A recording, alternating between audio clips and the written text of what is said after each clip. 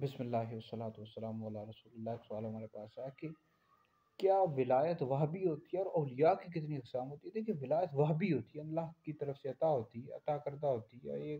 اللہ تعالیٰ اپنے فضل و کرم سے خاص اپنے بندوں کو عطا کرتا ہے۔ تو جو ولی ہوتے ہیں، اولیاء کی دو قسمیں ہوتی ہیں، ایک تشریعی ولی ہے، تکوینی ولی۔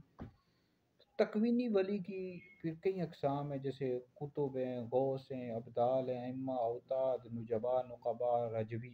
تو اس کی بے شمار اقسام ہیں، ٹھیک ہے جی۔ تو بہرحال یہ اللہ کا فضل و کرم ہوتا ہے، جس کو اللہ رب العزت چاہے عطا کر دے۔ باقی اگر آپ نے مزید اس حوالے سے مطالعہ کرنا ہو تو جو کتابیں ملتی ہیں جہاں پر اولیاء کی کرامات کا ذکر ہے، وہاں پر آپ کو تفصیل کے ساتھ معلومات مل جائے گی۔ بہرحال نبی کریم علیہ السلام کی امت میں جو سب سے بڑے ولی ہیں، امیر المومنین، خلیفہ اول، افضل البشر بعد الانبیاء، حضرت سیدنا ابوبکر صدیق رضی اللہ تعالیٰ عنہ سب سے بڑے ولی ہیں، پھر حضرت عمر ہیں، پھر حضرت عثمان، پھر حضرت علی رضی اللہ تعالیٰ عنہم اجمعین۔